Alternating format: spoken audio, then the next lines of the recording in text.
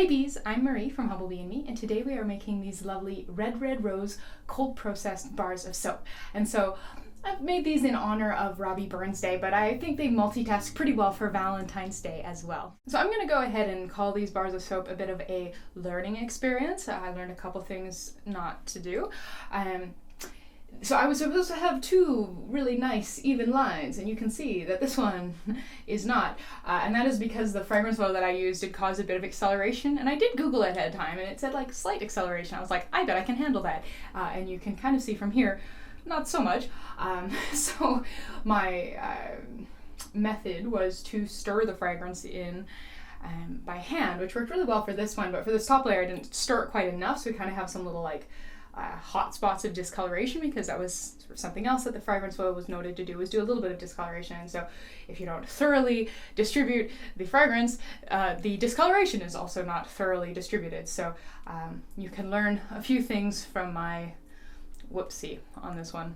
The color in this one comes from Australian pink clay, which I've pre-dispersed in a bit of olive oil. It gives a really lovely sort of dusty pinky color without the need for any micas or anything, which is neat. But if you don't have the Australian pink clay, I definitely wouldn't recommend going out and buying it, because it's a very strongly pigmented clay that makes it quite hard to use in meaningful quantities. So you could also just use kaolin clay and a little bit of pink mica, and then that will do the trick as well. And if you already have that on hand, like absolutely do that instead. I've written a lot more about this soap on my blog, so if you are looking for sort of more information on my process, or if you are looking for, the fat blend and the information on the add-ins and whatnot, please go down to the description box below this video and click through to find this recipe on my blog on humblebeeandme.com, and you will find everything written out there. But come on, let's go make some soap.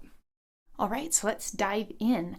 I'll do a quick overview of everything I have here. So we have our oils, and they have been melted, and then they're cooled to just a little warmer than room temperature. This is our sodium hydroxide solution, again cooled to just a little warmer than room temperature. We have our scale, our immersion blender, our mold all prepped, lined with parchment paper, and then propped up on a bit of an angle using a silicone soap mold. And I chose the silicone soap mold just because it's quite grippy, and so things don't slip around because this surface is quite smooth.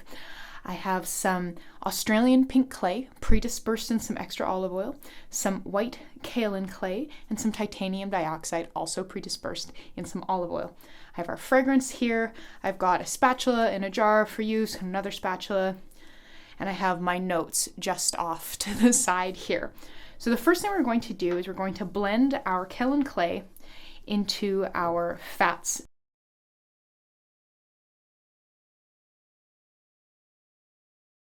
Okay, so this looks pretty uniform now. So now what I'm going to do is pour some of it into this container. And the amount doesn't really matter. I know it won't all fit, so I'll have to kind of go top it up later. It's just that I want a good pouring spout on our oils container for this next part of the process.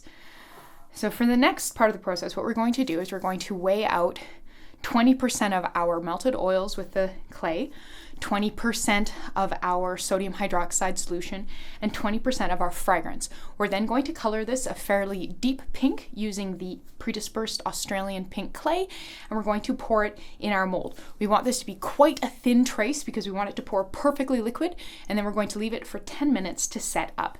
So this is going to be our container here. I'm going to turn on our scale. So the reason I'm just letting that sit plain on the counter is because it's only got oil and clay on it. Once it has some sodium hydroxide in it, I'm going to start popping it in here. All right, so that's to 0 grams. So we need 20% of our oil phase, which is 302 grams. We need 105 grams of our sodium hydroxide solution. And 9 grams of our fragrance blend. Okay, I'm going to give this a quick blend. And I'm going to start introducing some color now, because we do want that trace to be pretty thin, so we don't want to have to blend in a bunch of color after we've reached trace and then discover that it is too thick.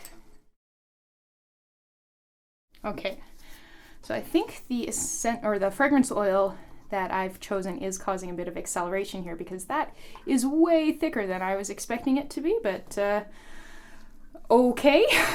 I guess that is our lot with this soap, and we will make it work. Yes, this is definitely accelerating on us. Oh well, I did Google it and people weren't mentioning accelerating in the reviews, but I guess that just goes to say that there's a lot to be said for having done it yourself. So I'm just trying to kind of clean up this a little bit, but I think this is going to end up being quite a different look than what I was hoping for, but that's okay because it still looks like it's going to be super pretty. And it looks like it's a really good idea that we've done it in separate batches if we want any kind of fancy design, since it does get real thick real fast. So the next one here is going to be a slightly paler, also 20% pink layer. I'm just going to disconnect this and upend that over there, since it's not very drippy, but it is being kind of annoying. All right, I'm going to tear that. We're going to top off the oils container here with some more oils before we start weighing things out. We need another 302 grams of oil, 105 grams sodium hydroxide solution, and I think I'm going to add a little bit of clay now and do a bit of blending before we mix in the fragrance oil, now that we know that that really does cause things to boogie along quite promptly.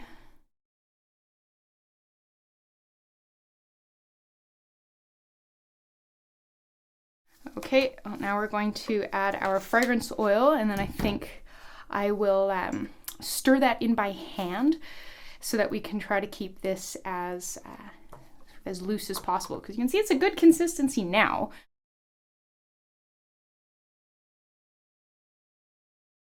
Okay, well that was pretty much what I was hoping for that first time around, nice super liquidy pour. So it looks like we're just gonna have a super textured bottom. So I need to leave this for 10 minutes to set up before we do our next layer.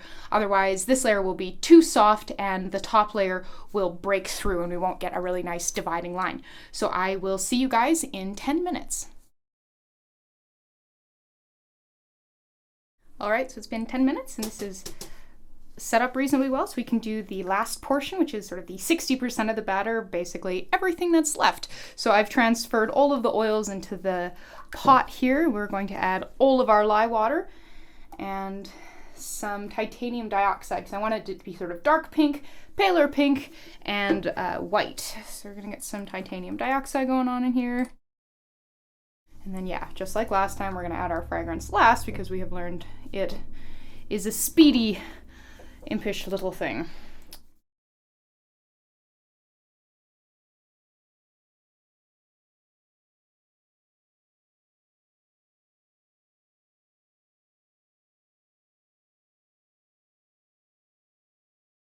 Now, before we pour it, we're going to take it off of the thing, because we want this one to, settle nicely in the mold, and if that stays like that, it will overflow.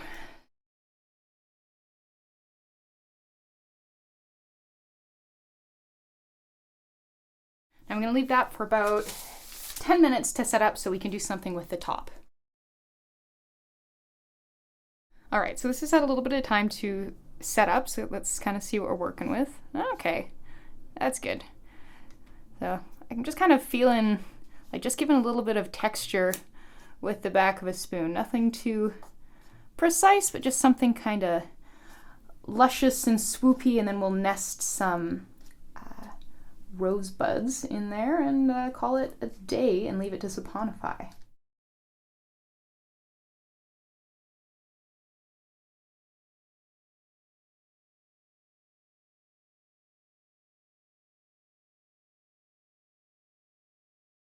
All right, well, that looks pretty darn lovely, and yeah, I'm gonna let this saponify for probably at least 36 hours before slicing it, so see you then. All right, so it's been probably closer to like 42, 43 hours, because I did not want to get up in the middle of the night to cut this soap. So far, I'm pretty happy with how it looks. I'm not seeing any cracking on the top, so that is good. So let's disassemble the mold and see what's going on inside.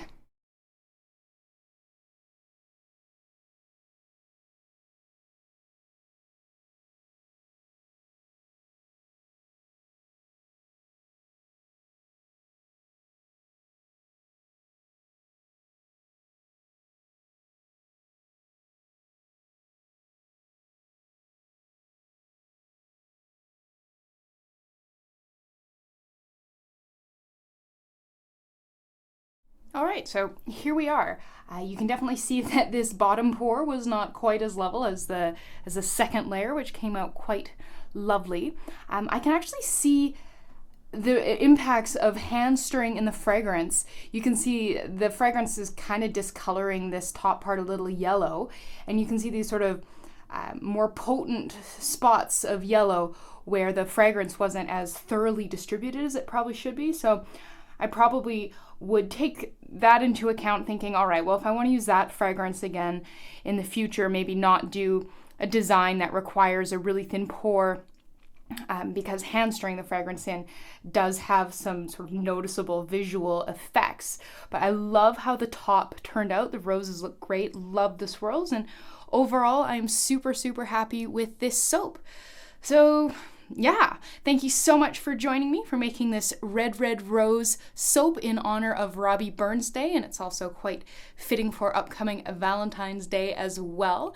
Don't forget to go down to the description box below this video and check out the blog post on this soap on my website, where you can find links to all the ingredients, all the instructions written out, information on scaling and aging and all that good stuff. Thank you so much, and I will see you next time.